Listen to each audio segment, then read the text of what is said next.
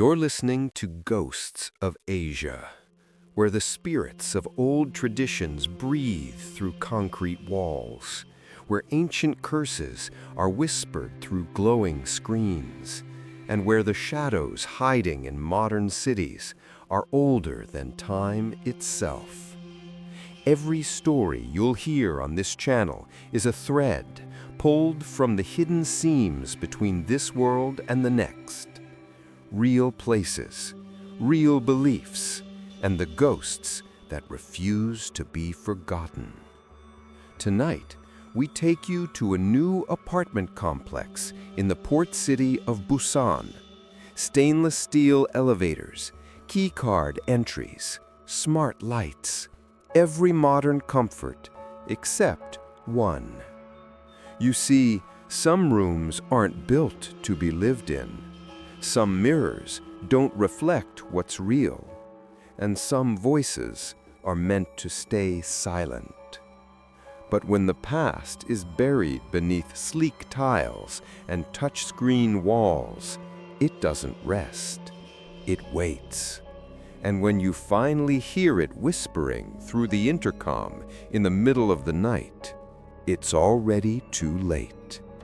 This is the voice on the 5th floor.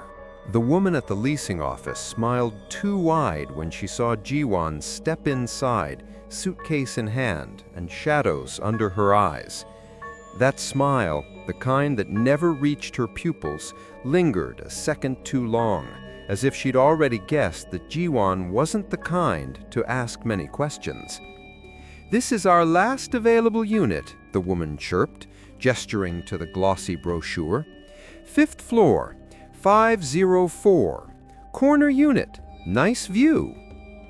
Jiwon looked down at the photo. A clean, modern living room bathed in natural light. White walls, wood floors, a tiny balcony with a glimpse of distant mountains. She didn't care much about the view.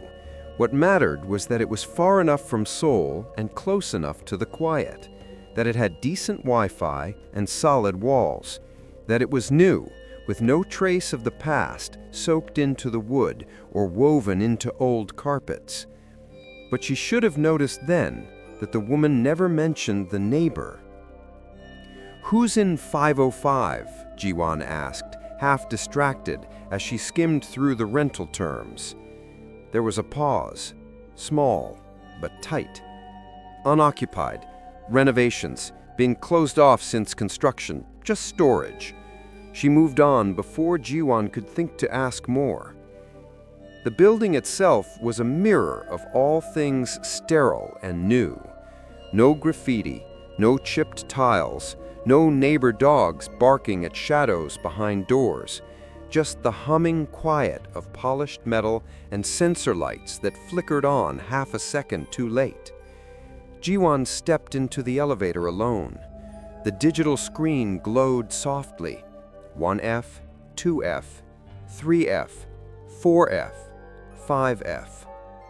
The elevator didn't chime when it reached her floor. It simply opened. A hallway stretched before her, too clean and too quiet, with that faint scent of fresh plaster and something else, something that tickled the back of her throat. Incense? Maybe. Or burnt herbs. It was gone before she could trace it. Apartment 504 was at the very end of the hall, next to a unit with a matte black door marked simply 505. There was dust on the handle. No welcome mat, no wreath, no light from beneath the door. She paused in front of it. There was a heaviness about it, like the air changed the closer she stood. Jiwon shook the feeling off and slid her keycard into her own unit slot. The lock beeped softly. She stepped inside. The lights came on automatically, and just like that, she was home. Her new life began in silence. No parents, no ex-boyfriends, no old co-workers peering at her like she might break again. Just a pale white apartment and a fridge that hummed louder than the night outside. She spent her first day unpacking in a daze, boxes flattened, mugs stacked, curtains drawn shut as if she didn't want the city to look inside. The walls were bare, the air still too clean, like a hotel. She left the windows closed. She didn't open the mirror closet. By midnight, she was curled on the couch in sweatpants, scrolling through job boards she wouldn't apply to, sipping tea she didn't really want. The intercom rang, a soft ping like a doorbell underwater. Ji-won blinked. She hadn't touched the panel yet, hadn't even programmed her contacts into the smart home system. But the screen lit up on its own. A single line of text blinked on the interface. Incoming call, Unit 505. She stared at it. There was no one in that unit. The agent said so. The intercom chimed again, polite and soft. Ji-won reached for the panel, thumb hesitating over the answer button. Then slowly, she pressed it. No video feed, just static. Then, a whisper. Not crackling, not glitching, just a voice. Small, soft, feminine. "Oni, can I come play now?" The words were clear, chillingly clear, like someone was just on the other side of the wall. Ji-won froze. Silence returned. The call ended itself. She stared at the black screen for a long time, heart thudding slowly, then faster. She checked the hallway through the peer hole. Nothing. The corridor was still, the lights flickering faintly above the neighboring door. No footsteps, no child. She went back to the intercom and opened the call history. One missed call, Unit 505, 3:33 a.m. Except it wasn't 3:33, not yet. It was barely midnight. She turned off the panel and went to bed. That night, she dreamed of long hallways that stretched into blackness and the sound of fingernails tapping on glass. The next morning, Ji-won called the front desk. A young man picked up, polite, tired. "No, miss, Unit 505 is still under renovation. There's no one checked in, no power either." Ji-won paused. But the smart intercom rang. It showed 505. That's impossible. She wanted to argue, but she didn't know how to explain the voice, so she didn't. She made ramen for breakfast, turned the TV on for noise, and tried to forget about it. Tried to pretend that maybe it was a glitch, or maybe she was tired, or maybe... The intercom chimed again. Broad daylight, 11:42 a.m. The screen lit up before she touched it. Incoming call, Unit 505. This time, she didn't answer. She simply stared. The screen flickered, buzzed once, and went black again.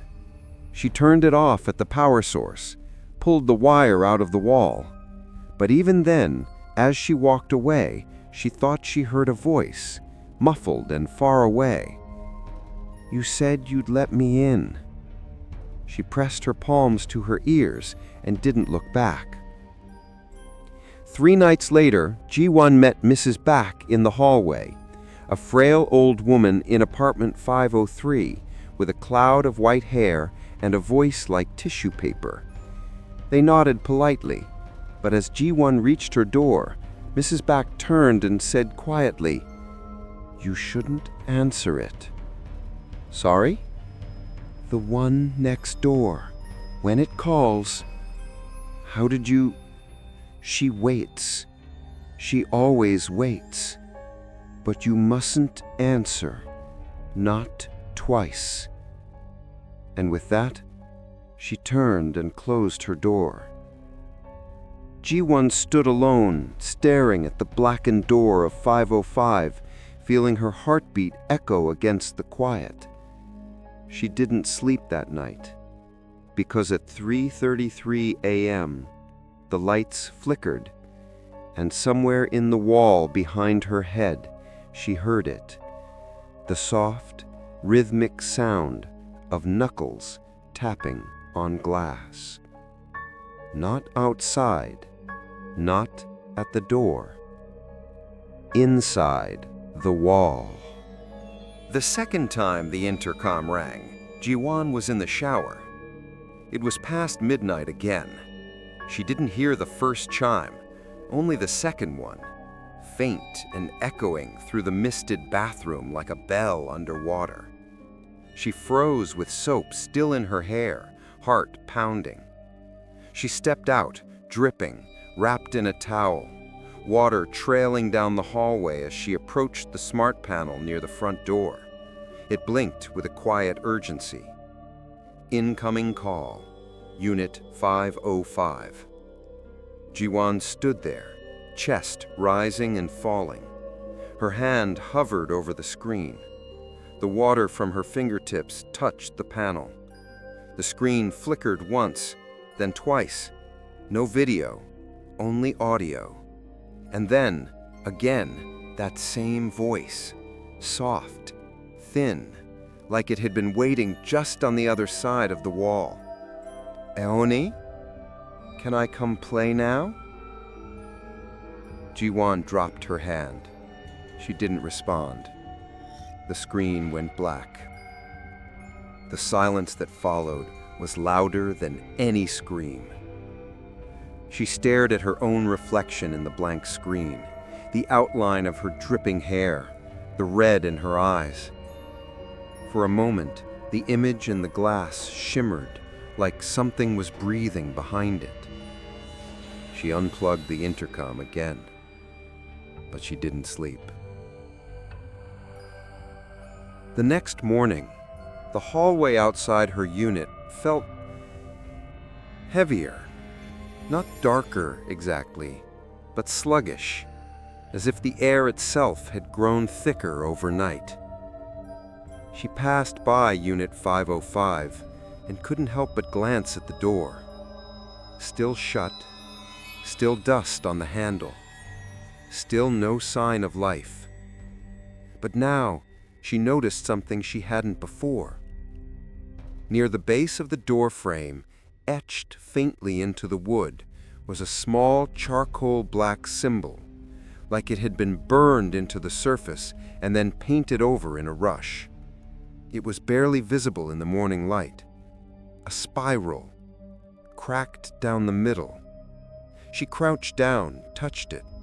It was cold, colder than the rest of the door. That night, she searched online for Korean shamanic symbols. She didn't know what exactly she was looking for, only that something about the spiral lingered in her mind like a forgotten memory. She found a few forum posts, most amateur nonsense, but one thread caught her eye. Mirror seals in urban shamanism, last line of containment. It spoke of a dying practice barely remembered outside remote villages, that sometimes when a spirit couldn't be exorcised, it was instead sealed, bound inside mirrors or walls using ritual symbols and burnt charcoal. Paper talismans, mirrors, ashes, objects, not prayers. The seal was meant to trap, not cleanse. Jiwan sat back in her chair. Was that what she saw? A seal? If so, what was it holding back? She tried to distract herself, went out, spent the afternoon in a cafe near the station, pretended to be normal, pretended to laugh at a movie trailer on her phone, pretended she wasn't afraid of returning home. By evening, the building was silent again. Even the music elevator felt muted. She cooked instant rice, watched a reality show without processing any of it. The clock ticked to 3:32 a.m. Jiwan sat on her bed, staring at the dark screen of her unplugged intercom. She didn't notice the mirror at first, not until something moved behind her. She turned. In the closet mirror, faintly, barely there, stood a child-sized silhouette. Not sharp, not full, just the impression of something standing still behind her reflection, like a stain trapped behind glass. She blinked, and it was gone. But her breath was already caught in her throat. The digital clock on her phone turned to 3:33. And then, tapping. Tap, tap, tap. Not at the door, not at the window. From inside the wall, behind the mirror, 3 short knocks, followed by a whisper, barely audible, like breath inside her ear. "You promised." Ji-won didn't scream. She couldn't, her throat locked. She reached for the mirror, hands trembling. There was nothing there. Only a faint smudge, like a handprint, on the inside of the glass. By morning, she couldn't convince herself it had been a dream. She cleaned the mirror with shaking hands. The smudge didn't come off. She covered it with a towel, then taped the towel to the glass. The building manager was no help. He was young, barely out of college, polite in a way that felt empty. "No, miss, there's no record of any calls from 505. It's sealed off. It has been since the tower opened." "Sealed how?" "Just sealed," he said. "Storage. Nothing in there." She pressed him, asked why there was a symbol on the door, a burnt spiral. He blinked, paused. There shouldn't be anything like that. He offered to repaint the door. She refused. Something told her, viscerally, not to let anyone disturb it, especially not now. She started documenting everything. Screenshots of the intercom logs, audio recordings. She even downloaded a third-party app to monitor her smart system. She wanted proof, or maybe she just wanted to convince herself she wasn't losing her mind. But the app picked up nothing. No audio logs, no calls, no data from Unit 505. As if the unit didn't exist in the building's software. And yet, at 3:33 a.m., every night, the same 3 knocks. And sometimes, the voice. "You said you'd let me in." Ji-won unplugged the intercom again, then unplugged her Wi-Fi router. The knocks came anyway. It was day 6 when she saw the girl for the first time. Not in the mirror, not in the hall, but in a reflection. She was washing her hands in the bathroom, head bowed, faucet running, when she glanced up and froze. In the mirror, over her shoulder, stood a small girl in a soot-stained dress, her head tilted to the side, her hair long and stuck to her face like it was wet. The girl's eyes were black, not hollow, but full, as if something inside was looking out. Ji-won spun around, heart thundering. The room was empty. When she looked back, the mirror was empty too. But the floor beneath her feet was wet, and the air smelled like something had just been burned. That night, Ji-won dragged a heavy dresser in front of the closet mirror. She didn't sleep in her bed. She slept on the couch, lights on, TV playing old music videos just to drown out the silence. At 3:33 a.m., the screen glitched. Only once, just for a second. The music froze, the image warped, and in the flicker, one frame, was the girl's face, mouth open in a silent scream, eyes burning black. Then it was gone. The music resumed. The knocks followed, but only two this time. And then a new word, getting closer. Jiwan hadn't eaten in 2 days, not because there was no food. There was ramen in the cupboard, leftover rice in the fridge, but every time she entered the kitchen, the soft hum of the refrigerator would remind her of that other hum, the one that rose behind her walls at night, the one that came before the voice. She tried to convince herself it was mold, or stress, or sleep deprivation, all of which were very real and very reasonable, but none of those things explained the handprint that reappeared on the mirror no matter how many times she scrubbed it away. None of those things explained why her own reflection sometimes blinked too late. That morning, after a night spent staring at the closet from across the room, Jiwan decided she needed answers. Not from the building manager, not from a forum. She needed someone who understood what this was. Someone who knew what burnt seals and ghost voices meant. She remembered the old woman in Unit 503, the one who had warned her not to answer, not twice. Jiwan stood in front of her door, hesitating. The hallway was quieter than usual, the air stale, as if no one had opened their doors in weeks. She raised her hand and knocked, softly, once, then again. Silence. She was about to turn away when she heard it. A soft shuffle. Fabric. Slippers against floor. The door opened just a crack. A pale, wrinkled eye peered out. Jiwan bowed instinctively. "I'm sorry for bothering you," she said, her voice trembling. I need to ask about 505. A long pause. Then the door creaked open wider. "Come in," the old woman rasped. Her apartment was dim. Heavy curtains shut the world out. It smelled of old paper, dried herbs, and something bitter and smoky beneath it all.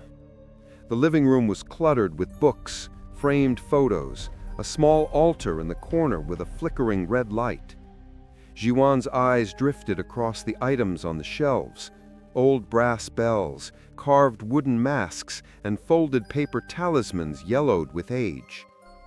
Mrs. Beck sat down with a sigh, motioning for Jiwan to take the floor cushion. "You've heard her, haven't you?" she said. Jiwan nodded, slowly. "She calls every night, always at 3:33. The woman closed her eyes for a moment. "That child has not rested, not since the fire." "What fire?" Jiwan asked. Mrs. Beck looked toward the curtained window, as if expecting something to be listening. "Before this tower was built, there was an old house here, a wooden home with 2 floors, crooked, faded red paint. It belonged to a mudang, a real one, not the TV kind, the kind who sealed spirits instead of banishing them." Jiwan listened, heart heavy. "The mudang had a daughter, just a child, maybe 10. No one really knew. They kept to themselves. And one day, the house caught fire. Only the mudang's body was found, burned to bone, her hand still clutching the base of a mirror. They said she died performing a ritual. The daughter was never found. They never even found her ashes, only a footprint, a child's bare footprint, charred and half-melted near what used to be the bedroom. Jiwan swallowed. "And you think she was trapped?" "Not trapped," the old woman said. "Sealed. The girl was not meant to die. She was the vessel. The mother knew something dark had taken root in the child, a spirit, old, starved. It needed a body to stay in this world, so the mother tried to bind it into something else." "Into a mirror?" The old woman nodded. "The house burned before the ritual could be completed, and then they built this tower over it, concrete over cursed ash. Unit 505 stands where the child's bedroom used to be." Jiwan felt a chill run down her spine. "Why is it still active?" "Because the ritual was never finished. The seal is broken, cracked. That spiral on the door, it's a warning, not a lock." "Then why hasn't anyone else reported it?" "They don't stay long. The few who did, well..." Mrs. Beck didn't finish the sentence. "What happens if someone answers the call?" There was a pause. "They opened the door." "Which door?"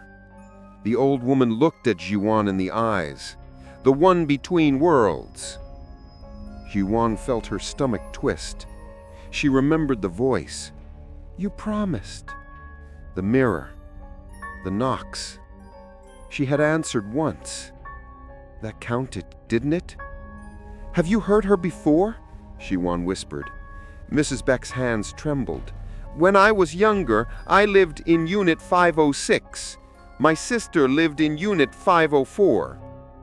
"Your sister?" "She answered the call. And she vanished. Her shoes were by the door. Her food still warm on the stove, but the mirror in her closet was shattered from the inside." Jiwan stared. The old woman leaned closer. "If you want to live, you must not speak to her again, not even once." "What does she want?" "To finish what was started, to find a new vessel." Jiwan left the apartment shaking. Behind her, the door clicked shut like a final warning. End. That night, Jiwan didn't unplug the intercom. She smashed it. Used the base of a pot and shattered the screen, splinters of glass raining onto the floor. The wires sparked. The frame hung open, a hollow black shell. She threw a blanket over the mirror in the closet, dragged the dresser in front of it again, but nothing felt safe anymore. At 3:33 a.m., there was no knock, no voice, just silence. Thick, unnatural. And then, her phone lit up. No ringtone, no vibration, just a silent screen. Incoming call, 505. She stared. It wasn't possible. The intercom was dead. The unit had no power. Her Wi-Fi was off. She turned the phone face down, tried to breathe. The screen lit up again. Missed call.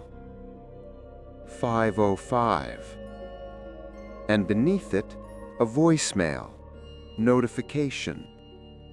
With trembling fingers, she pressed play and heard her own voice say, "I'm here now. You can come in." The voicemail played on a loop, her own voice, distorted but unmistakably hers. "I'm here now. You can come in." She hadn't recorded it. She hadn't said those words. Jiwan stared at the phone in her hand, her reflection dim in the black screen. Her mouth was dry, her fingers trembled. She deleted the message, then again and again. But every time she closed the screen and reopened her voicemail, it reappeared. Same timestamp, 3:33 a.m. Same voice, same sentence. "I'm here now. "You can come in." She went to the front desk again the next morning, demanded to speak to someone higher than the young manager.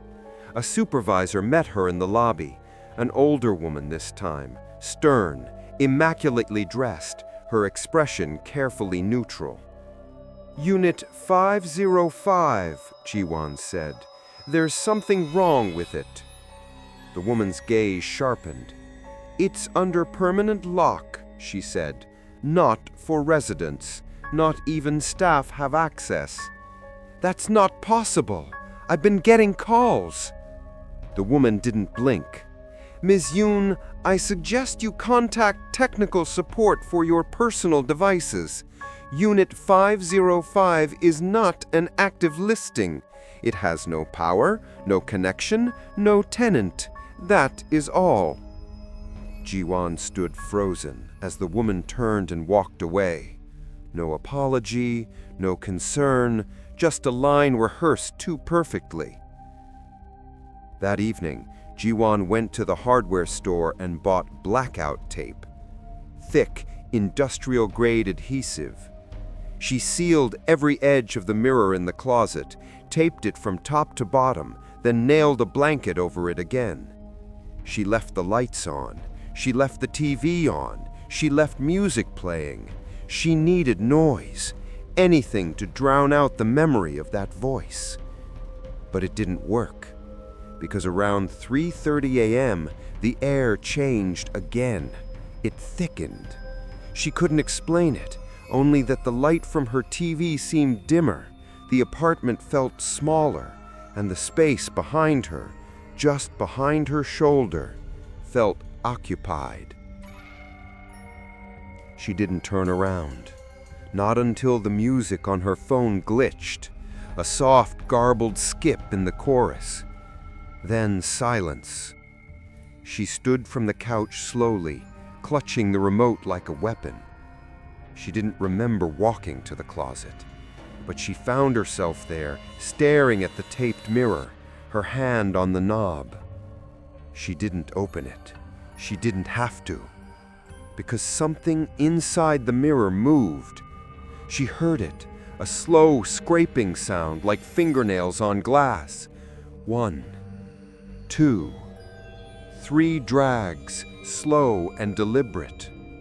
She backed away, and then the mirror thudded, as if something had pushed against it from the other side. Jiwon ran into the bathroom, slammed the door shut, and turned on the light. The mirror there was fogged from her own breath, but as she stared, 3 new scratches appeared across it, trailing downward like claws. They weren't on the surface. They were inside the glass. She backed away and slipped on the wet tile, crashing to the floor. And from behind the door, a soft whisper slid under the frame. "You covered my face. I don't like it." She didn't leave the apartment the next day. She sat in the corner of her bedroom with all the lights on, watching the door. There were no knocks, no calls, but the silence was worse. It stretched for hours, heavy and full of breathless waiting. Her phone stayed quiet until just past noon. That's when the music app on her phone, one she hadn't opened in weeks, suddenly played a new track. The album cover was blank, the song title, Reflections. She stared as the waveform pulsed in slow rhythmic beats, and beneath it, a lyric line displayed in blood-red text. "You look like me now." Jiwon dropped the phone. She unplugged every device in the apartment, cut the power from the breaker, pulled the batteries from her remote. She even removed the mirror in the bathroom and threw it into a trash bag. But still the scratching came again that night. From the closet, faint, endless, like a restless child tracing her name over and over into the glass. The next morning, Jiwon did something she hadn't done in years. She took out the only photo she had left of her mother, Not the woman on her ID card, not the woman from the funeral. The woman in ritual robes. Her mother had once trained to be a shaman. She barely remembered it, only the scent of incense, the clatter of bells, the deep rhythmic chants that used to shake our old apartment's walls. She never talked about it, not after she quit. But now Jiwon wondered, what if she hadn't truly quit? What if the training had left something behind? Some connection, a bond, or a mark? She searched the back of the photo. There was a symbol, faintly inked in red, a spiral, the same as the one burned into 505's door. Only this one was complete, no crack, no tear. She traced it with her finger and whispered, "Please, help me." The air in the room shifted, just slightly, as if something paused, listened, then continued scratching. That evening, Jiwon dreamed. In the dream, she stood in a hallway much like the one outside her apartment, but darker, endless, no doors, just walls. At the end of it stood a girl, not facing her, just standing there, barefoot, her dress torn and blackened, her hair long and matted. Smoke rose faintly from her skin. Jiwon called out, but her voice made no sound. The girl turned, and her face was not a face. It was a mirror, smooth, cracked, and Jiwon saw herself inside it, mouth open, screaming, hands pressed against the glass from the inside. She woke up gasping. The room smelled like burnt flowers. She checked the mirror. The tape was gone. The blanket was folded neatly on the floor. And in the center of the glass, a single line, drawn by something sharp. It read, "Come see me." Jiwon no longer asked whether what she saw was real. Reality had bent too many times now. Bent like the crooked fingers behind the glass. Bent like her own reflection, lagging half a second behind. It wasn't about belief anymore. It was about survival. And the more she listened, really listened, the more she realized the walls were not silent. They breathed. They remembered. She sat alone in her living room with every light on, laptop open, heart racing as she typed word after word into a search bar. Spiritual mirrors, Korean rituals, Mudong containment rites, mirror spirits, ghost binding, spiral talisman. Each query led to fragments, pieces, but the further she clicked, the older the pages became. Not academic, not official. They came from message boards long abandoned, anonymous posts, blurry photos of hand-drawn symbols, some threads deleted mid-conversation. And one stood out, a thread titled, "Sealed by Glass, How My Grandmother Trapped a Spirit in a Mirror." Jiwon clicked. The post was brief, unreliable, but the wording echoed what she had seen. It described a rural rite used by some Mudong in the late Joseon era. When an exorcism failed, or when the spirit was too strong to banish, they used a binding ritual instead. The spirit would be lured into a mirror. The mirror would be sealed with a spiral drawn in burnt charcoal, wrapped in cloth soaked in shamanic herbs, and nailed shut into a wooden frame. The final step was silence. No one could speak to the trapped spirit again. If a single word was spoken in reply, the seal would crack. A reply was permission. A reply was an invitation. Jiwon leaned back from her laptop, stomach tight. She had replied, twice. The voice called out, "Anyi, can I come play now?" And she had answered. She had whispered yes. She had stared into the glass and called for help. She messaged the only person she knew who might not laugh at her. Do-yoon. They had studied together in university. He worked in cybersecurity now. Brilliant, skeptical, rational to the point of being annoying. But right now, Ji-won needed rational.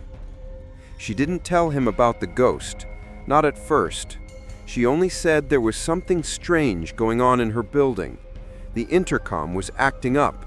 Unit 505 was calling her at night, even though it wasn't occupied, even though it wasn't connected to the grid.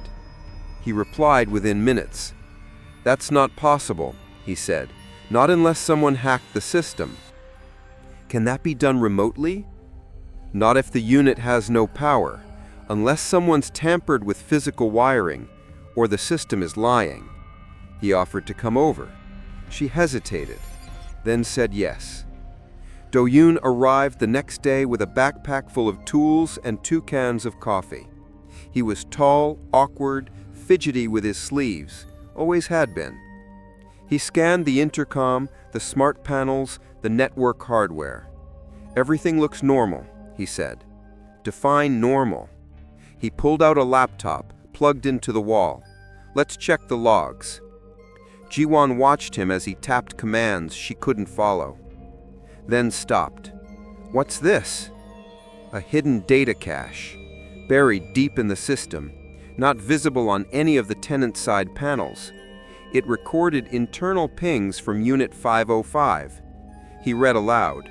"Motion detected, 3:32:51 a.m. System activation, 3:33:03 a.m.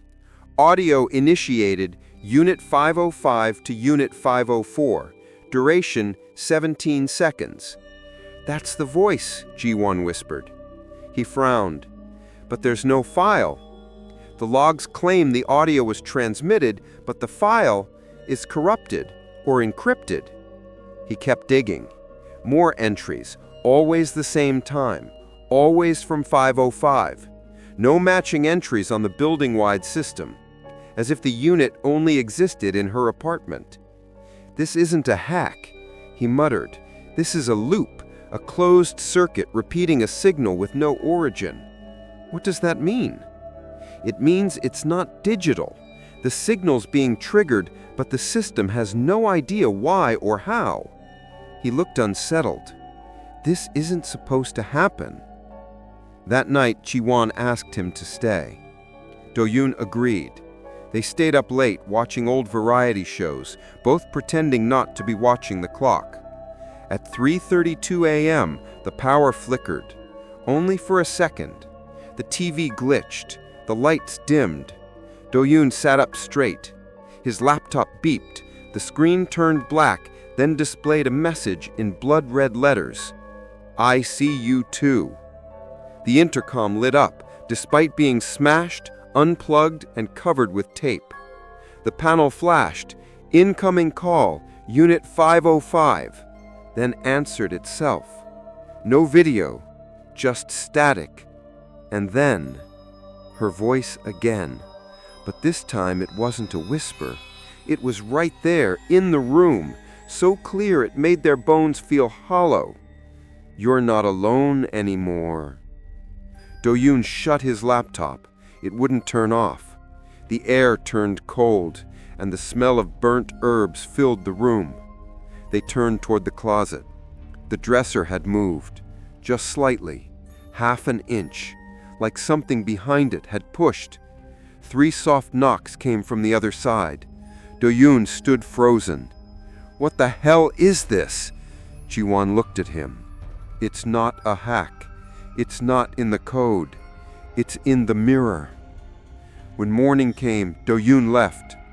He said he'd be in touch, said he needed to run diagnostics, said maybe it was an electromagnetic issue, an overlap in wireless frequencies, maybe. But Ji-won could see it in his eyes. He didn't believe his own explanations anymore. He had seen the red letters, he had heard the voice, he had felt the cold. Later that day, Ji-won returned to the forums. She posted a message, desperate. "Does anyone know what to do when a seal breaks? A mirror seal? A mudang binding gone wrong? She didn't expect anyone to reply.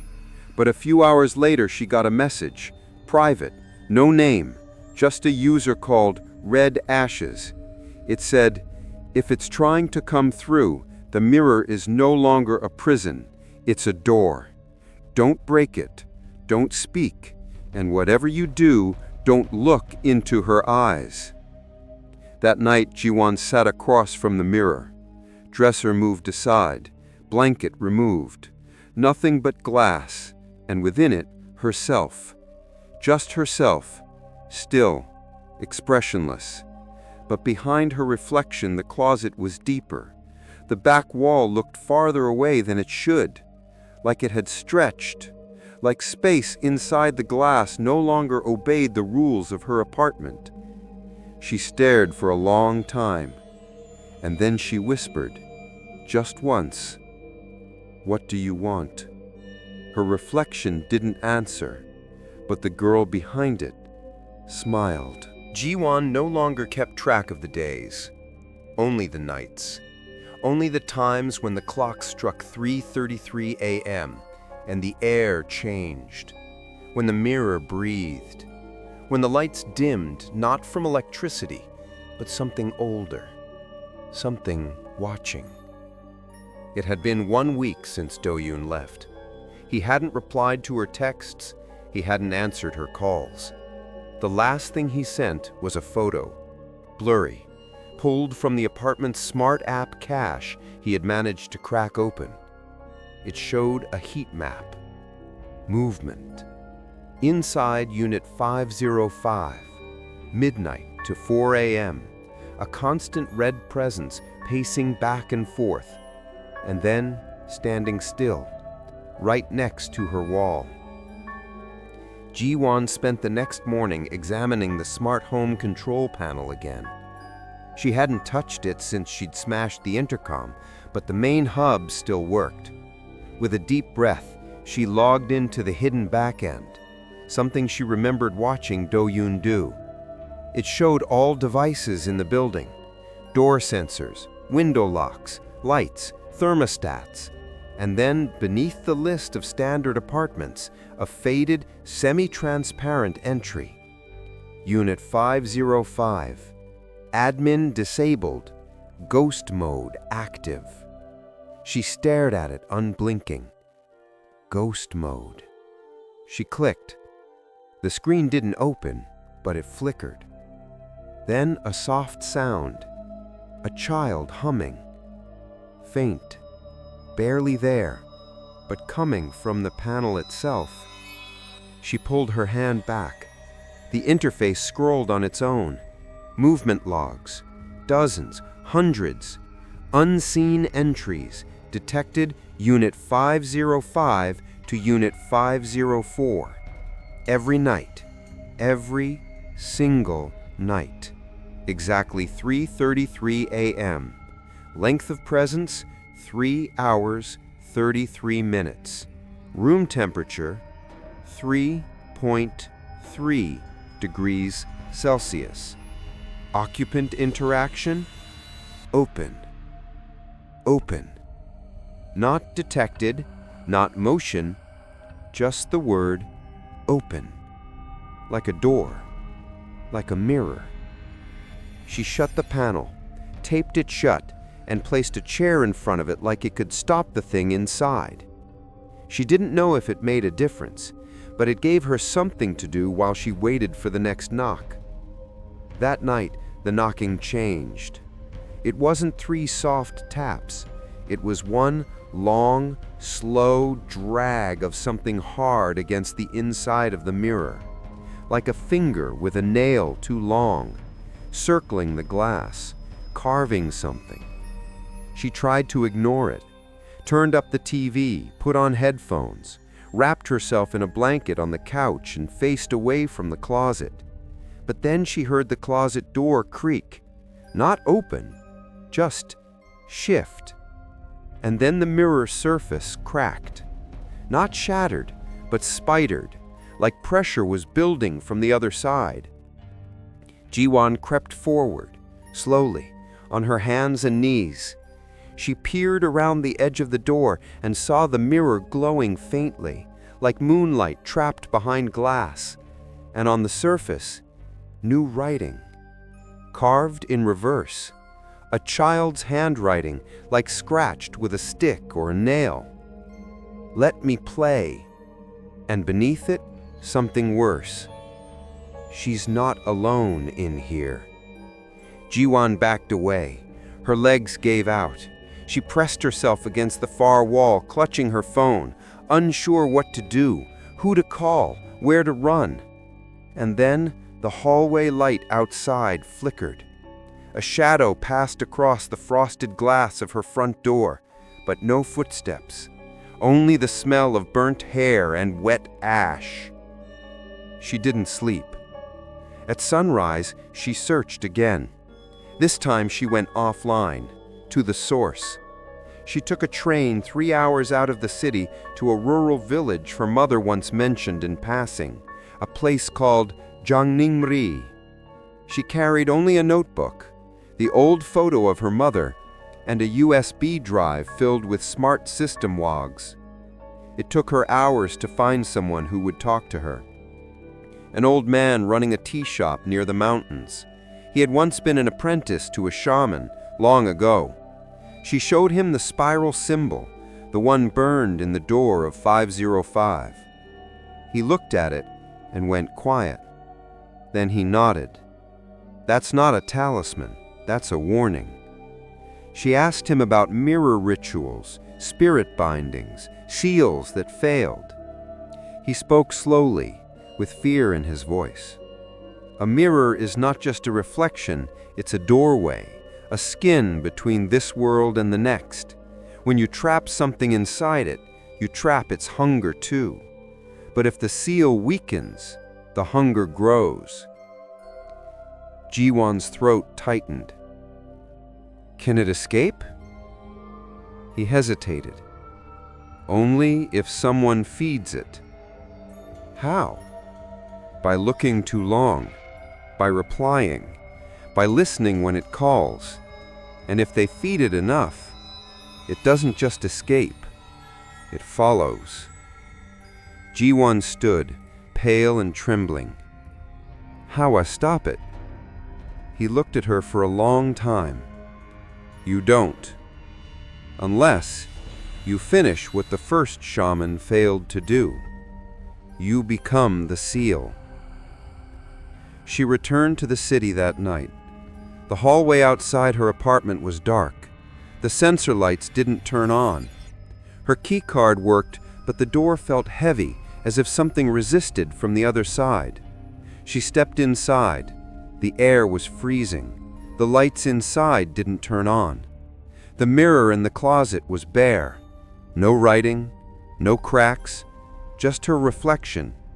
But something in it was wrong. Her face looked softened, as if she hadn't slept in years. Her eyes darker. And behind her, the shadow of a girl, barely visible, her face hidden beneath long, wet hair. She turned around. Nothing. She turned back to the mirror. Now the girl stood closer, the same height as Ji-won's shoulders, head tilted, hands pressed flat to the glass, and in the center of the mirror, 2 words scratched in dripping black. Almost open. The whispering no longer waited for 3:33 a.m. It came in waves now, sporadic, patient. Ji-won will be brushing her teeth and hear it behind the tiles. She would boil water and hear it hum beneath the whine of the kettle. She would lie in bed, eyes shut tight, and hear it crawling along the seams of the drywall, circling her like a soft breath she couldn't push away. It wasn't always words. Sometimes it was just a low murmur, like someone speaking through fabric. Sometimes it was giggling. Other times it was sobbing, wet, choked, like a child left in the rain. But when the words did come, they always sounded like her own voice, pulled inside out. You said you'd come back. You promised we'd play. Don't pretend you don't remember me." The voice moved. One night it echoed from the floor, the next from the vents, another from inside the kitchen cabinet. Jiwan stopped checking. She no longer believed she could find its source. The walls had become porous, not just in sound, but in spirit. She didn't go outside anymore. Her phone showed a dozen missed calls from Do-yoon, but every time she tried to call back, the screen went black, then red, then showed the same looping voicemail. "I'm here now. You can come in." She smashed the phone, threw it in the trash. It turned back on by itself the next morning. The scratching on the mirror grew louder, no longer subtle, no longer shy.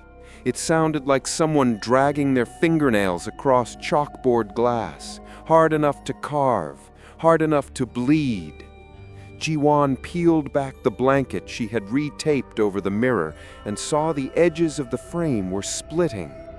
Hairline cracks ran like veins through the glass, as if it were flexing from within, as if something inside was testing the limits. And in the bottom corner, a small stain, red. It hadn't been there before. She wiped it with a towel. It didn't come off. She pressed harder. The stain grew, not from smearing, but from spreading, from the other side of the mirror. She dropped the towel and backed away. That night, the lights flickered, not all at once, in order, from the bathroom, to the hallway, to the kitchen, to the bedroom, like something was walking through her apartment, following a path. At 3:33 a.m., the power shut off completely. Silence swallowed the room. And then, tapping. But not from the mirror this time, from the wall beside her bed. 3 taps, then a pause. 3 more. Then a faint voice, muffled, as though speaking through fabric. "I'm so cold in here. It's dark. I don't want to be alone anymore." Jiwan pressed her hand against the wall. It was damp. The paint bubbled. The wallpaper peeled. The wall was weeping. She slept in the hallway that night, under the emergency light, across from the sealed door of Unit 505. Its surface was different now, less dusty. The spiral burned into the wood was deeper, and it pulsed faintly, like a heartbeat.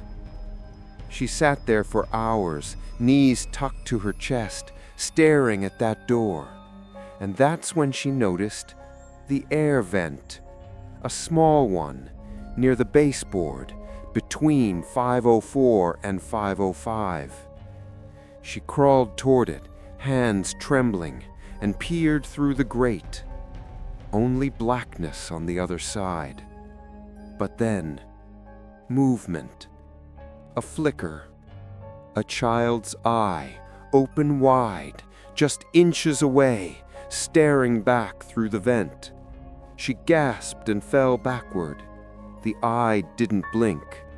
And then a whisper through the grate. "Why did you leave me in the fire?" Her voice. The little girl. But this time she wasn't asking to play. She was accusing, blaming, like Jiwan had once made a promise, a pact, one she had broken. The next day, Jiwan tore open the wall. Not out of panic, out of desperation. She dragged a chair to the closet, peeled off the tape, and began unscrewing the mirror from the wall with a kitchen knife and hammer. Screws fell to the floor, metal groaned. The mirror loosened, and behind it, another layer. Not drywall, but old wood, charred black, crumbling like coal. She scraped it away with her hands until her nails split. Behind it was a hidden cavity, a chamber in the wall, barely a foot deep, enough to hide something. Inside it, an old doll, half burned, wrapped in rice paper talismans, most of them rotted and peeled away. And at the center of the doll's chest, a shard of broken mirror. Jiwan reached out. Her fingers brushed the glass, and the doll's head twitched. She fell back, heart racing. The mirror behind her hissed.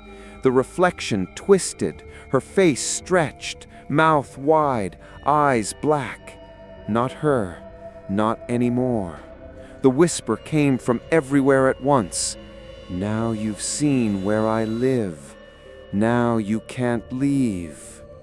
That night, Jiwan tried to sleep in the stairwell, but even there, the lights blinked at 3:33 a.m., and when she turned to the emergency exit mirror beside the fire extinguisher, her reflection was gone, replaced by the little girl in a burned dress staring back at her, mouth opening into a scream, but no sound came out, only the smell of ash and the whisper that followed her even there.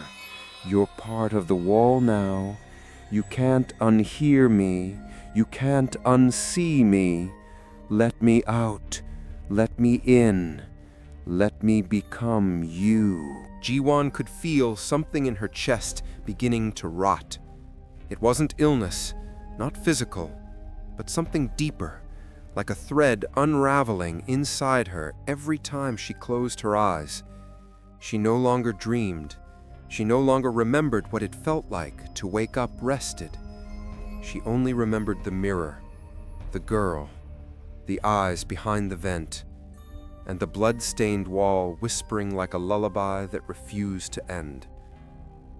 She needed answers, not from forums, not from her shattered devices, not from the building staff who had stopped acknowledging her calls, but from someone who had once lived with spirits, someone who knew how to speak to what should never be spoken to. She opened the old tin box that had belonged to her mother. It was the only thing she had saved after the funeral.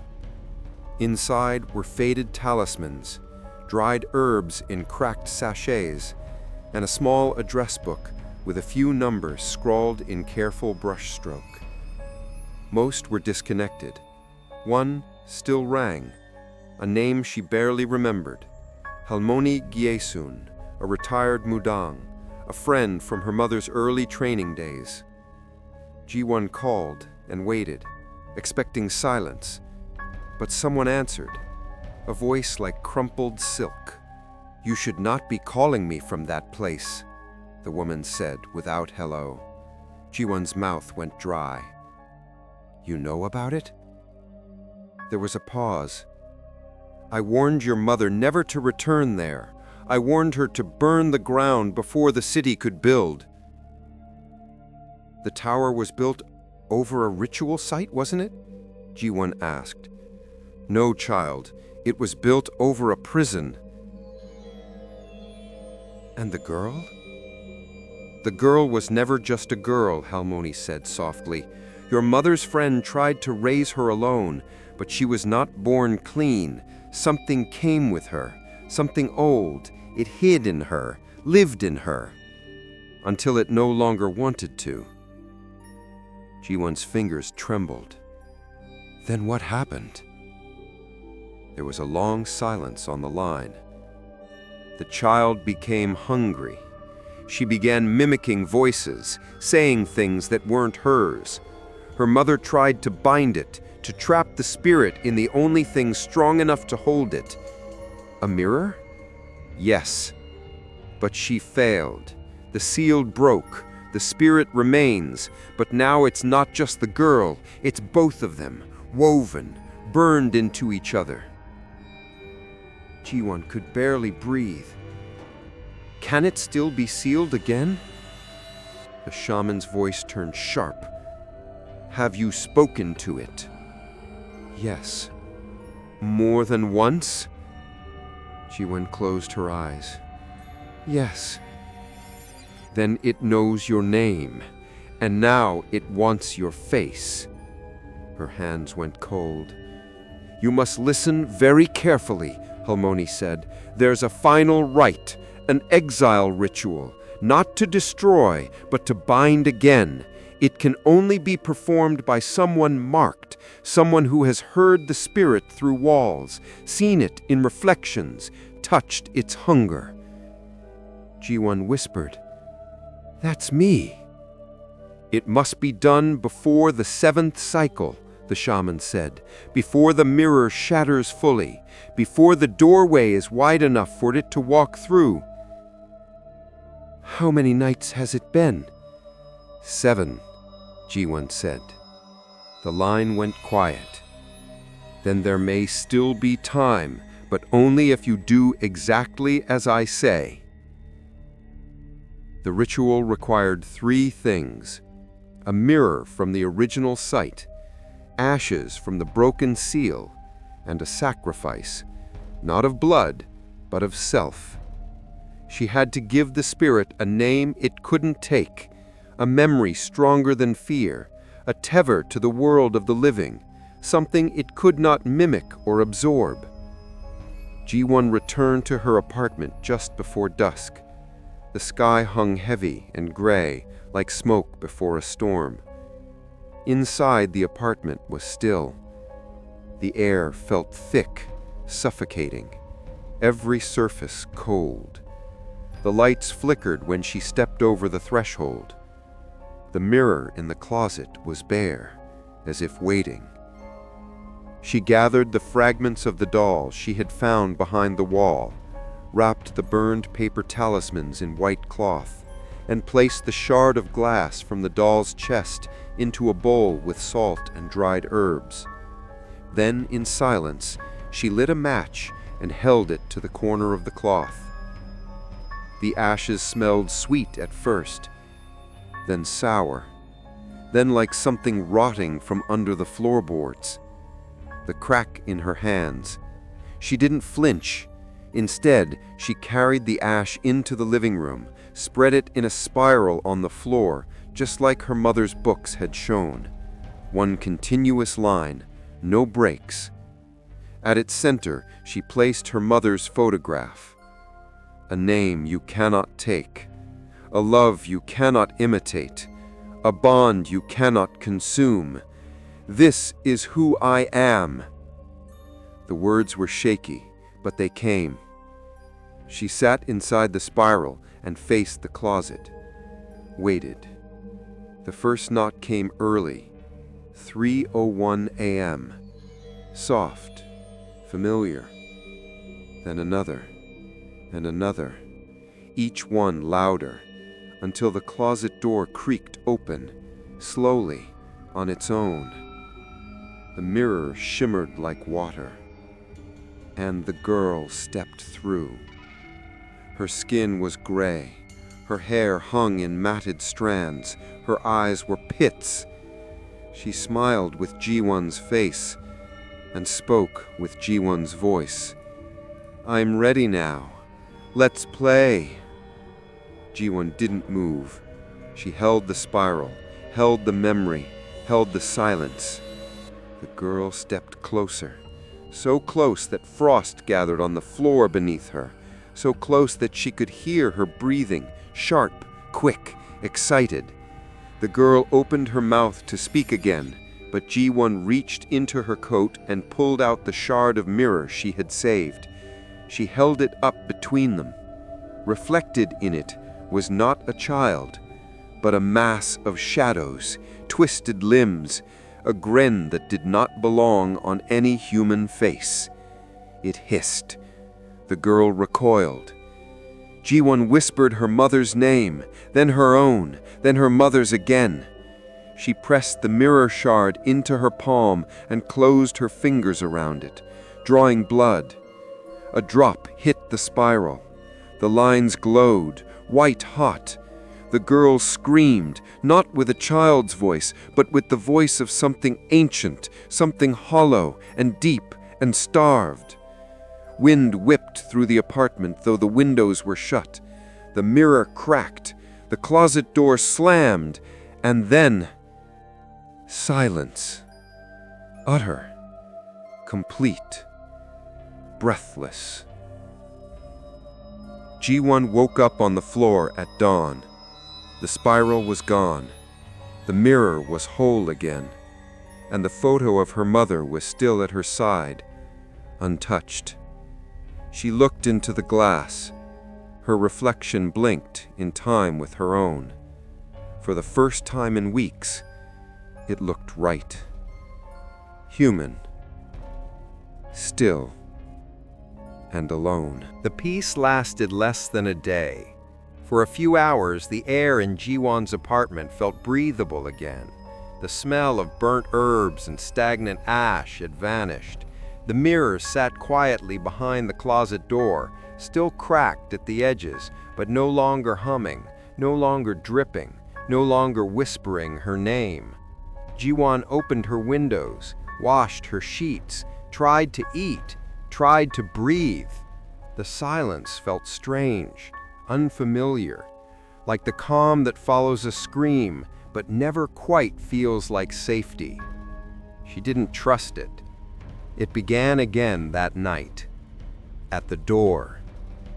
She had just finished brushing her teeth when she noticed it, the faintest smudge of red on the apartment floor near the entryway.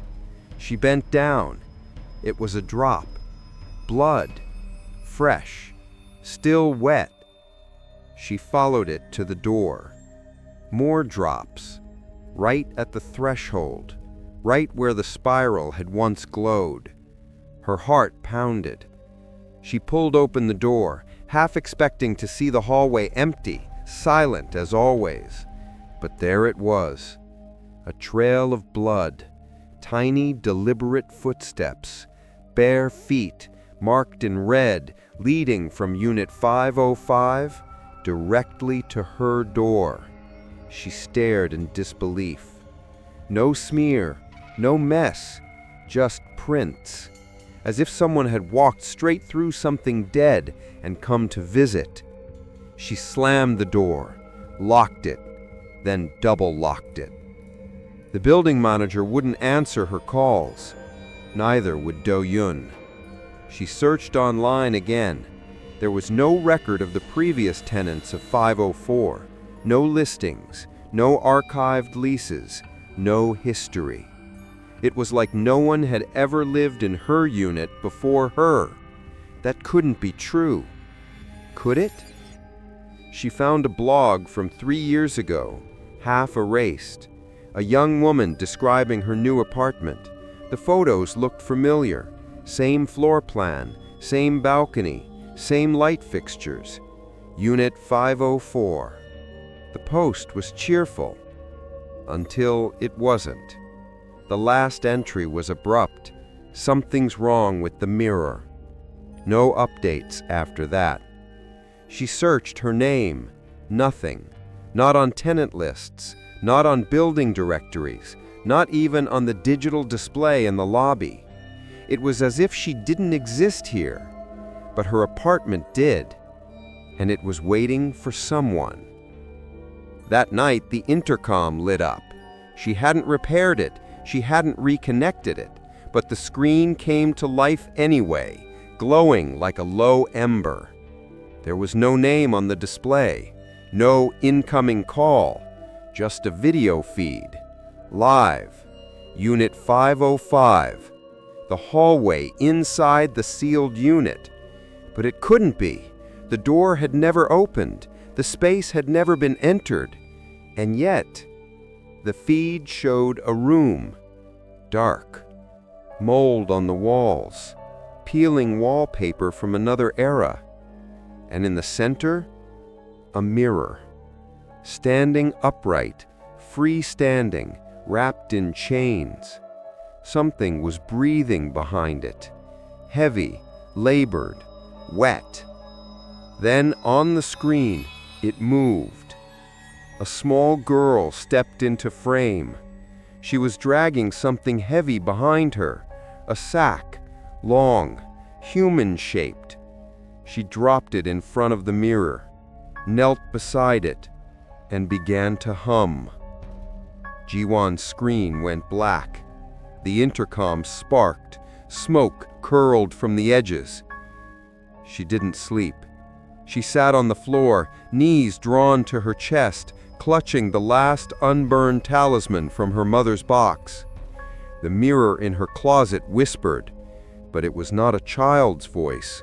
It was her own, saying things she didn't remember saying, repeating sentences from her dreams. She woke up at dawn with blood on her fingertips, not hers. It smelled old, rusted, and on her bedroom mirror, drawn with a child's hand, "You sealed me in, but she let me out." Jiwon left the building that day.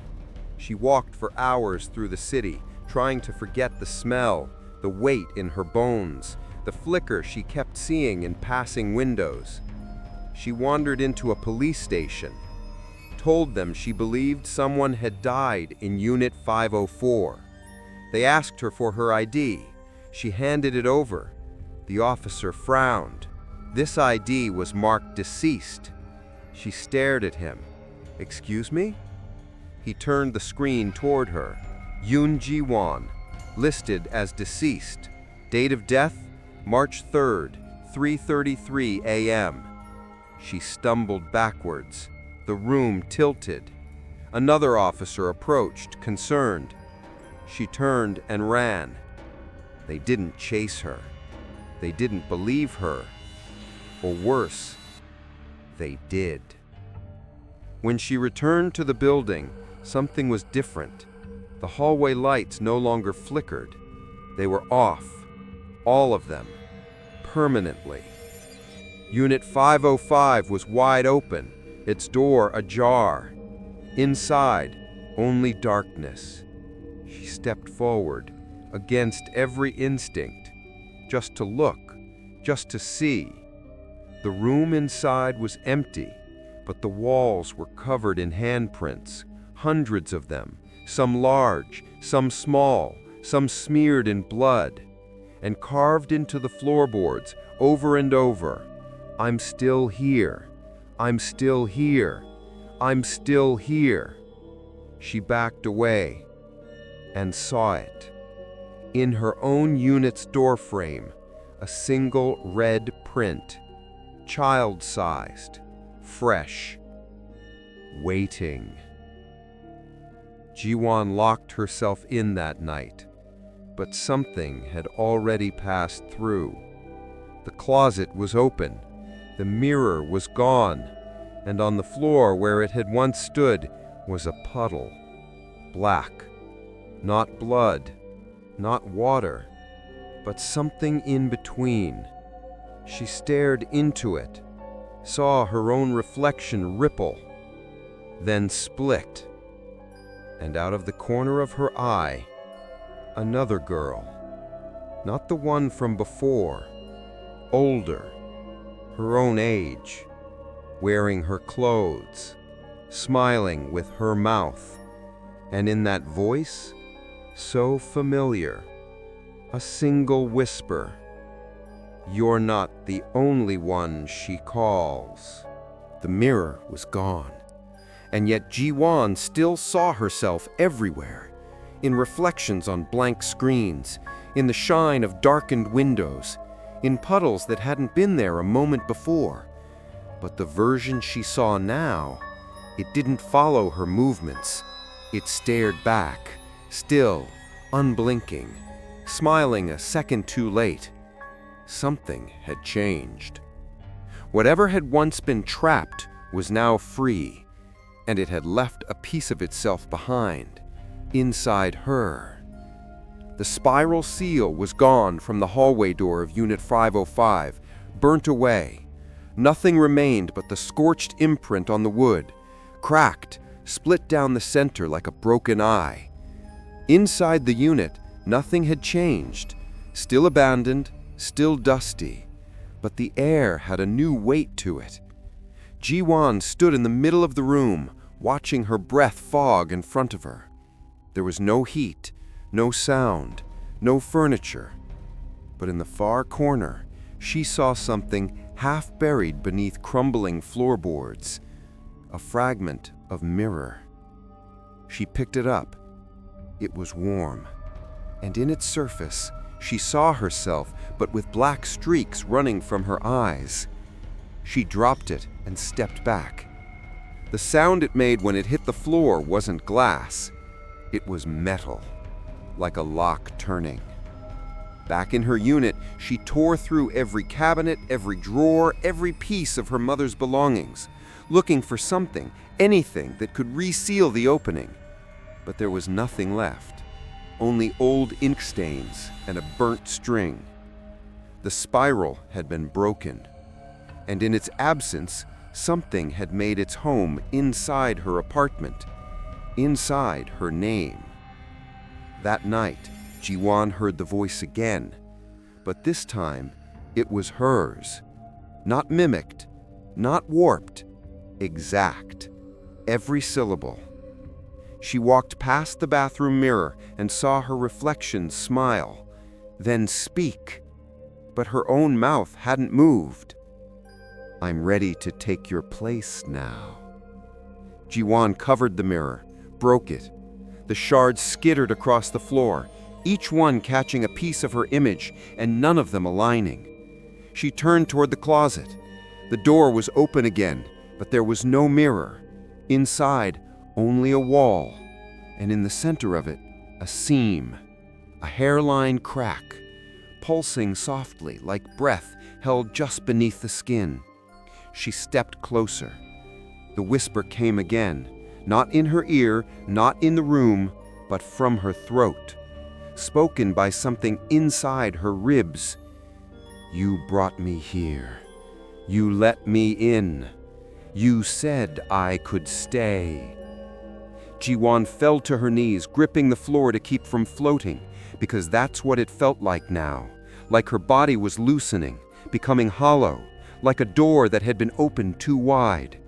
She dug her fingers into the seam on the wall, felt it pull, like something behind it wanted out, like the surface was thin, almost soft. She pressed her palm against it and whispered her mother's name. Once, twice, the seam throbbed. A drop of blood ran down her wrist, and the voice inside her turned sharp.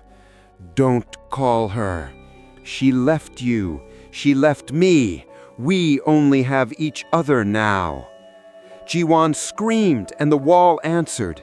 The entire apartment groaned, not from pipes, from within the walls, from the bones of the building.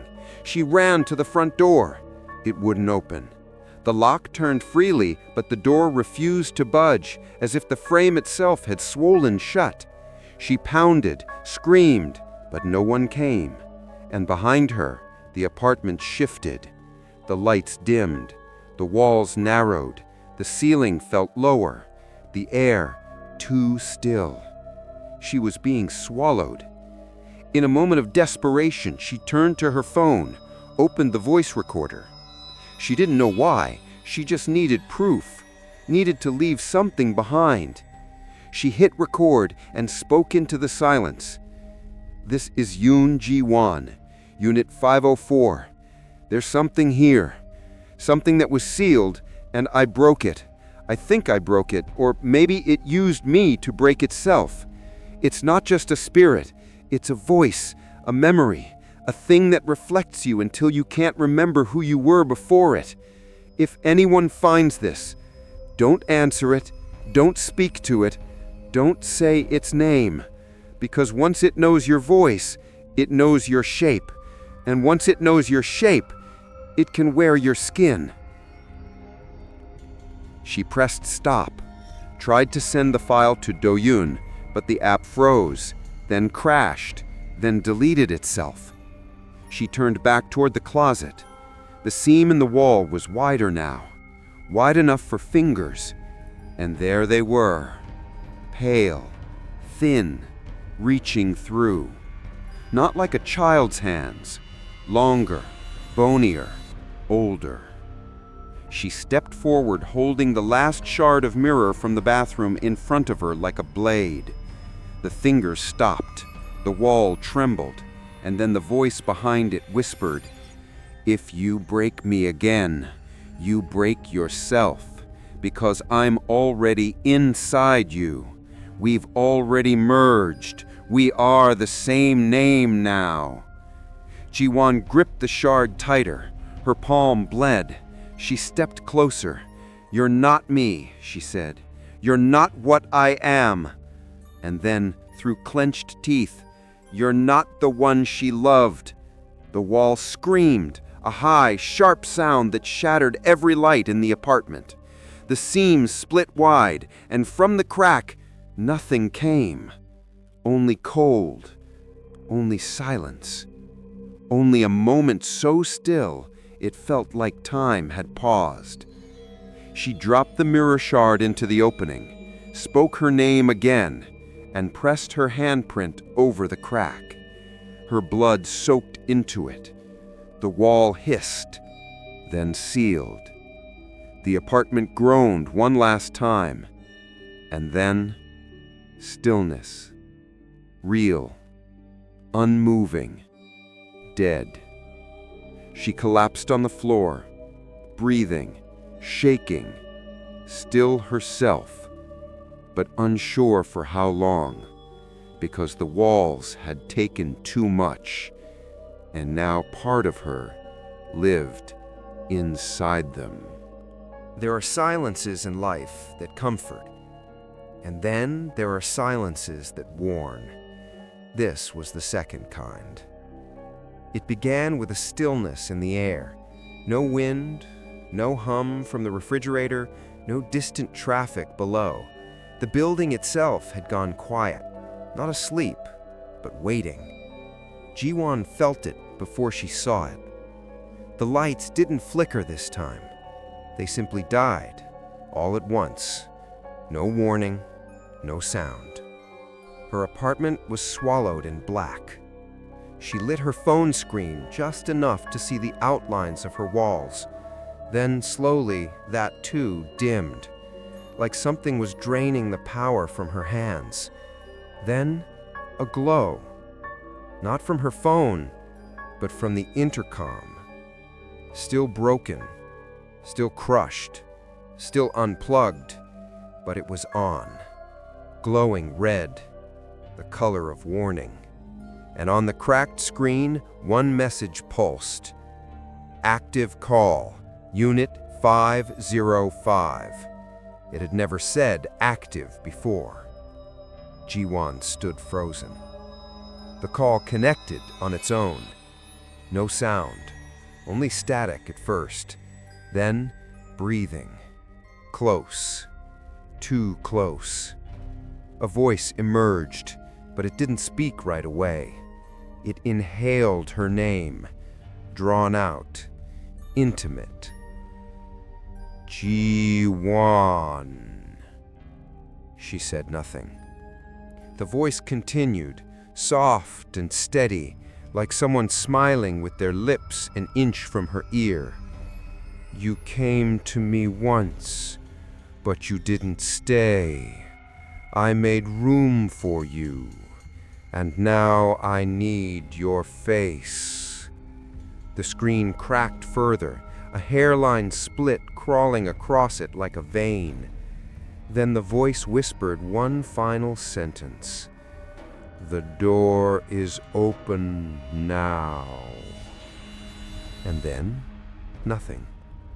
Silence again, but not stillness, because now something was moving behind her walls.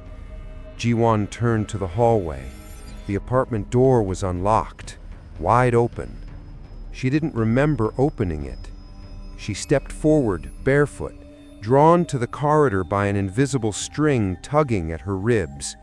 The hallway was black, save for one faint emergency light flickering overhead. And there, at the end, Unit 505. Its door stood open. For the first time, truly open. Beyond it, darkness breathed like a living thing. Ji-won took a step, then another, as if something inside her had already decided there was no turning back. She passed her neighbors' doors, silent, cold, no movement behind them, as if they no longer there, or had never been there at all. She reached 505. The door creaked as she entered. The smell hit first, burnt paper, mold, and something older. The apartment was wrong. Wrong in shape, wrong in size, too deep, too many corners. The walls seemed to curve inward, pulling her into a space that could not logically exist within the building. She turned on her flashlight. The beam reached only a few feet ahead and then hit something. A mirror. Tall. Covered in chains. Cracked from the center out. And in front of it, on the floor, a pair of bare feet. A child. The girl. Kneeling, humming a tune that sounded like something from long ago, a lullaby twisted out of key. Ji-won's throat tightened. She stepped forward, slow and careful. The girl didn't turn. She just placed one hand on the mirror and whispered, "Do you want to see?" Before Ji-won could answer, the chains uncoiled by themselves, falling to the floor like dead snakes. The mirror pulsed with a faint red light, then flickered to life. It didn't show Ji-won's reflection. It showed a room. Her apartment. Her bed. Her kitchen. Her shoes by the door. And in that reflection, someone else was living her life, with her face, laughing, cooking, speaking in her voice. Only the eyes were wrong, too still, too black, too hollow. Ji-won stepped back. The girl stood up slowly and turned around. Her eyes were stitched shut. Her mouth was burned shut, and yet her voice was clear. "I gave your name to her. Now she wears it, but you can take it back if you're willing to trade." Ji-won felt the floor tilt. The air thickened. The mirror pulled at her. Images flashed. Her mother's face, her own childhood, Do-yeon calling her name in panic. And then the silence of death. Not fear, not pain, just the moment before something ends. The girl held out her hand, palm open, skin cracked, fingertips blackened. "Come into the mirror," she whispered. "Seal her inside. Take your name back, or disappear." Ji-won reached for the girl's hand and stopped, because in the mirror she saw herself look up and smile, not at her, but at something behind her, a shadow stretching across the wall, another presence, not the girl, not the mimic, but something older, crouched just outside the reflection, watching, waiting, feeding. The girl's voice cracked. "You took too long." She turned to the mirror, and the glass shattered, exploded inward, and from behind it, darkness poured through, not smoke, not spirit, but something hungry. Ji-won screamed as the floor buckled, the walls cracked, and something wrapped around her ankle, pulling her toward the broken glass. She grabbed the edge of the doorframe, her fingers bled, and then a voice, clear and bright, cut through the noise. Her mother's voice, in her memory, screaming one word, "Bind." She reached into her pocket, the last spiral, drawn in red ink on paper yellowed with age. She slapped it against the wall and shouted her name, then shouted her mother's, then shouted the girl's. The wind howled. The mirror pulsed one final time, then imploded. The air collapsed inward. Everything turned silent and black. When Ji-won woke, she was lying on the floor of Unit 505. The mirror was gone. The chains were gone. The girl was gone. And so was the door, because there was no Unit 505 anymore. Only a wall, smooth, unbroken, as if the unit had never existed, as if it had always been a trick of architecture, a forgotten glitch in the building's memory. She returned to her apartment. It was brighter than she remembered. Still, ordinary. The mirrors were whole. The air was warm. Her reflection matched her movements again. She smiled. It smiled back. For now. Ji-won stood in the hallway, staring at a wall that used to be a door. Unit 505 had vanished. No cracks, no seams, just blank plaster and clean paint, as if no one had ever installed a door there, as if nothing had ever been behind it. No threshold, no knob, no spiral carved into wood. She reached out and touched the wall. It was warm, too warm, and beneath the surface, she swore she could feel it pulsing. Not like breath, like memory, trying to push its way back through. She went downstairs to the front desk. The night manager on duty was new, young, polite, vacant behind the eyes, like everyone who worked there. Ji-won asked plainly, "Can I see the blueprints for the 5th floor?" He blinked, then tapped at his monitor. "Certainly, ma'am. One moment." He rotated the screen toward her. The 5th floor layout appeared. Rectangular, symmetrical. Units 501 through 504. That was all. No 505.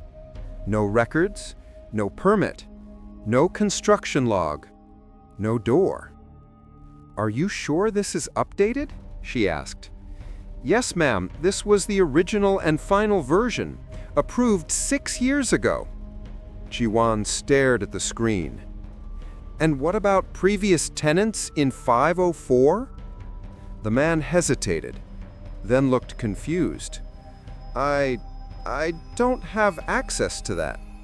He tried again, clicked through directories, but every query returned a message, "No record found." She leaned in. "Type my name." He did.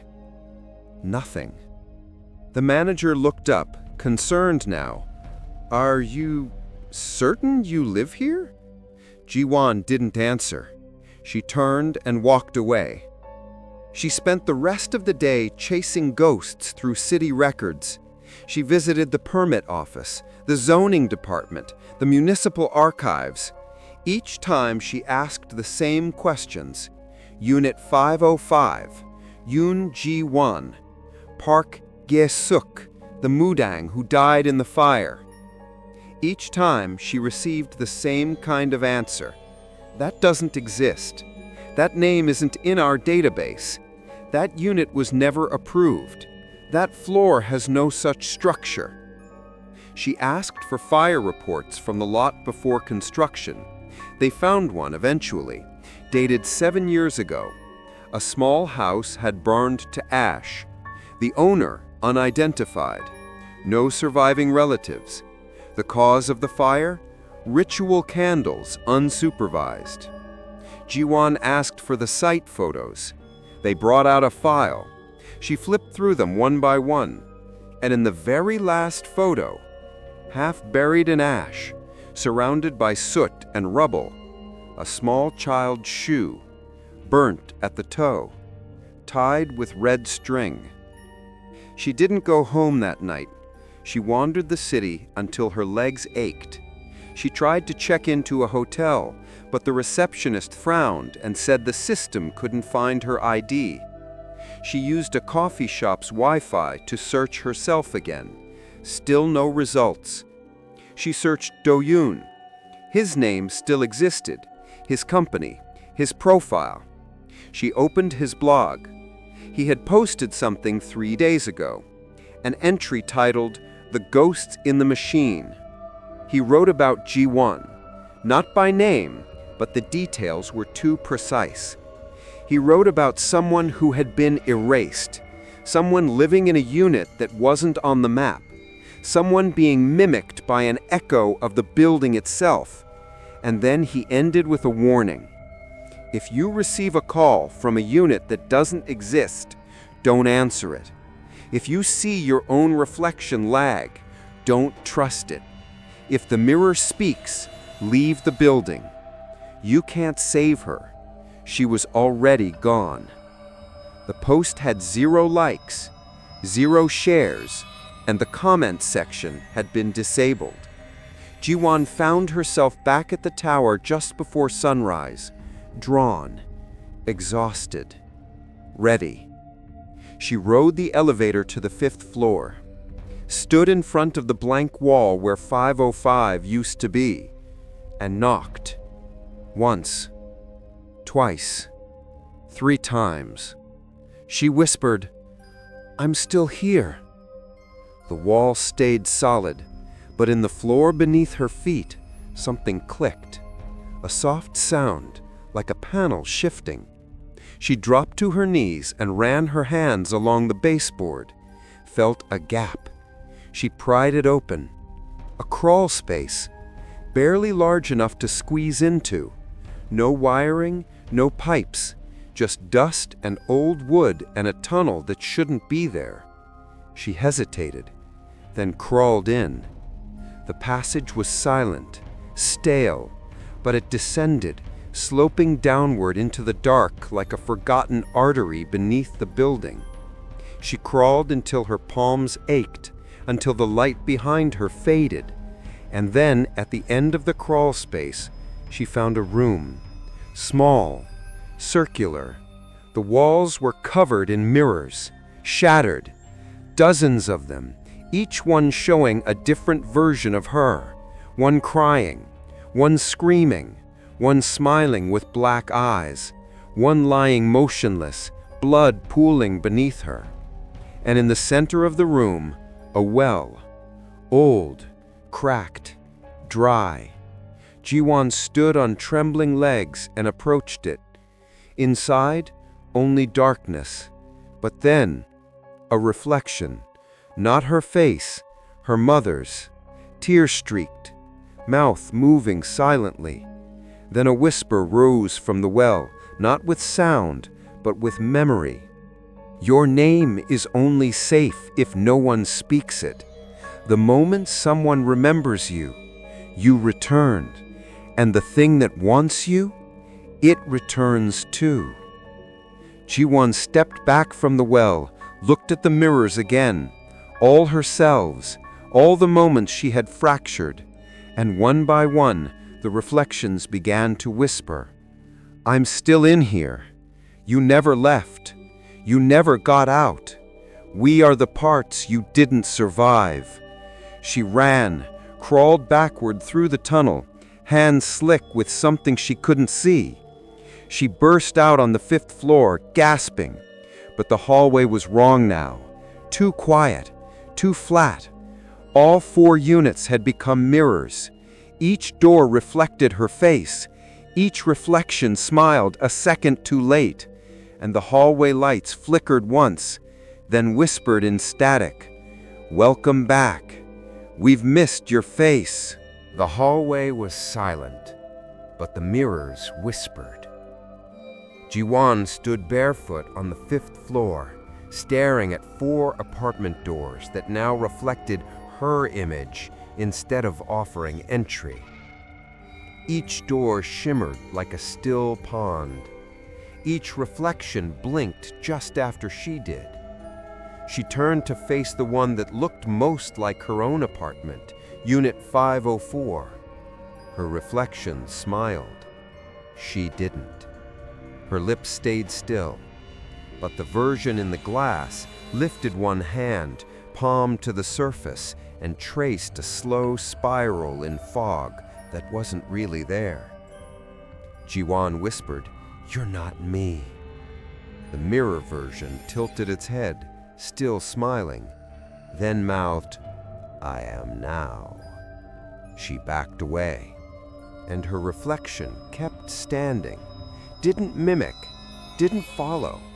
It just stood there, smiling, like someone who had finally found the perfect disguise.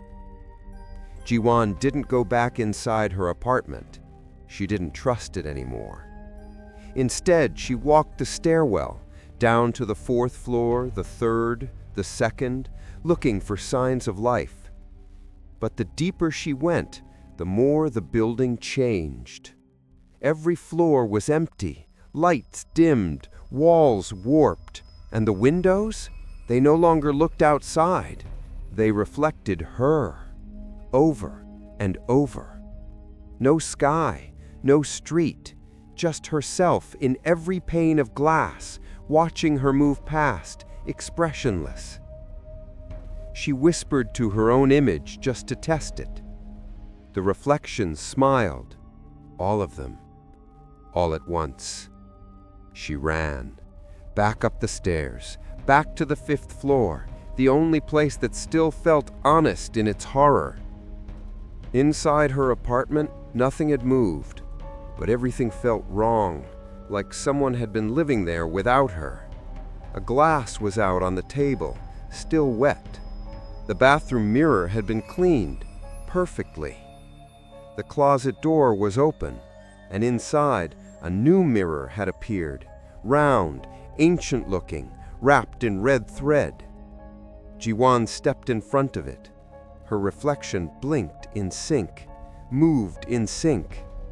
She stared at it for a full minute, then reached out, touched the glass. It was warm, too warm. She leaned in close, breath fogging the surface, and just when she thought it was safe, the reflection changed, subtly. Its eyes no longer matched hers. Its mouth curved upward, slightly crooked. And then it spoke, even though Jiwan had said nothing. "You're tired, aren't you?" Jiwan's mouth stayed shut, but the reflection continued. "You keep running, keep sealing, keep bleeding, but it always finds a way back." Jiwan stepped back. "You're not me." The reflection shook its head. "I don't need to be. I just need to be close enough." It lifted one hand and pointed to her chest. "You invited me in when you named yourself out loud. You gave me shape when you remembered what she looked like. You gave me strength when you tried to seal me again." Jiwan's throat tightened. "What are you?" The reflection smiled wider. "I am what's left over. I am the shape that fits you best." She grabbed a towel, threw it over the mirror. It didn't help. The voice came through the fabric. "I know your voice. I know your walk. I know your grief. You can leave, but I'll still be here, and no one will know the difference." The power went out again that night, but only in her apartment. The rest of the building glowed behind her curtains. She lit a candle, sat on the floor, and wrote her name on paper until it didn't look like her own anymore. She tried spelling it backward. She tried tearing it into pieces. She tried saying it until the syllables lost meaning. But nothing helped, because when she passed a window, the reflection waved. At 3:33 a.m., her phone turned itself on, even though she had left it powered down. even though the battery had died days ago. It lit up with a video feed, no caller ID, just a live image of her own apartment, filmed from the ceiling corner like a surveillance camera. In the feed, she saw herself asleep on the couch, but she wasn't asleep. She was awake, standing, watching the feed. And the version in the video, it opened its eyes, looked directly into the camera, and mouthed the words, "You're tired, aren't you?" She threw the phone against the wall. It didn't break. It rang. A soft tone, childlike. It displayed a contact that shouldn't exist. Mother. Jiwon answered. Silence. Then her mother's voice, but not from memory. It was deeper, slower, distorted. "Jiwon," she whispered, "you're still mine." The call dropped. The phone melted in her hand, just enough to burn. She tried to leave the building, really leave. Packed a bag, wrote a note, took the stairs this time, all the way down to the lobby. The security desk was empty. The glass doors were locked. No key card access, no emergency exit.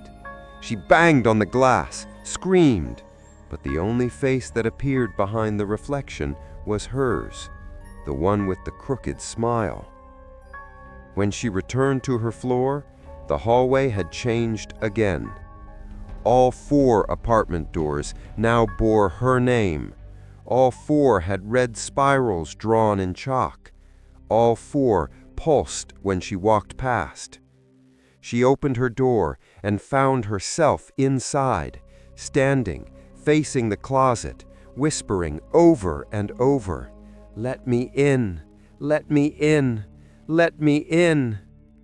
She stepped forward. The other her turned slowly, smiled, and vanished. Only the whisper remained, inside the walls, inside the mirror, inside her skin.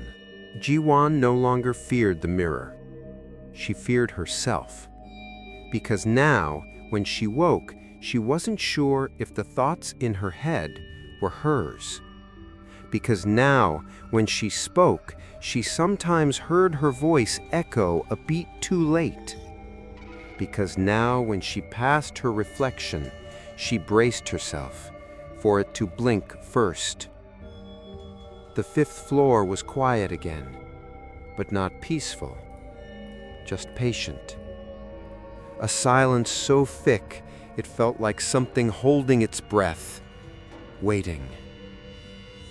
The spiral hadn't returned to the door of Unit 505 because there was no door, no unit, only a wall that remembered what it used to guard. Jiwon stopped checking the calendar. The days blended. She ate less, slept in bursts. Her dreams were long mirrors filled with whispers, always ending the same way, with her own voice looking back at her through cracked glass, asking, "Can I come in?" She kept the lights on. She kept all mirrors covered, but some surfaces reflected anyway. The water in her glass, the black of her laptop screen, the shine of the doorknob. No matter how she tried, her image always found a way back to her, and it was never quite right. Not anymore. One morning, she found herself standing at her closet without knowing how she'd gotten there. The mirror was uncovered again, pristine. No cracks, no spiral, just her. But younger, hair longer, eyes softer. She hadn't looked that way in years. She lifted her hand. The reflection didn't. It just watched. Then it stepped forward, pressed its palm to the inside of the glass, and whispered, I stayed. Now it's your turn. Jiwan backed away, but her reflection stayed put, palms still pressed, eyes pleading. It didn't look malevolent. It looked tired. And for the first time, she wondered if the girl wasn't trying to take her place. Maybe she just didn't want to be alone anymore. Maybe she was never the monster. Maybe the real horror was being forgotten, locked in glass, chained in silence, trapped behind people who turned away. Maybe Jiwan had been the last to look, the last to listen, the last to remember, and that's why she was chosen. She opened the closet door, and this time she didn't flinch when the mirror called her name, didn't cry when the reflection stepped closer, didn't scream when it whispered, "It's easier if you don't fight." She sat down in front of it, crossed her legs, closed her eyes, and whispered her name 3 times, then her mother's, then the girl's. She bled a little into her palm, drew the spiral one last time on the floorboards, not to banish, not to bind, but to become part of it, to finish what had never been finished, to give the story a proper ending. And as the room filled with cold and breathless dark, she whispered, "I will stay, so no one else has to." The mirror cracked down the center. Light bloomed from within, dull and silver. And then, silence. A new silence. Clean, empty, final. Weeks passed. The apartment was quiet again. A new tenant moved in to 504. Young, polite. He liked how quiet the building was. No neighbors, good price, smart home system. The agent didn't say much about the last tenant, just that she had left in the middle of the night, no forwarding address, no belongings left behind, just a single line scrawled on the inside of the closet door near the baseboard, barely visible unless the light hit it right. She stayed so I wouldn't have to. He never noticed it, not at first. But on his 7th night, just past 3:33 a.m., the intercom lit up. It buzzed softly, then displayed a message. "Incoming call, Unit 505. The man frowned. "There's no 505, he muttered. He pressed answer. The screen flickered. No video, just a soft voice. A girl's voice. Calm. Familiar. "Yoni, can I come play now?"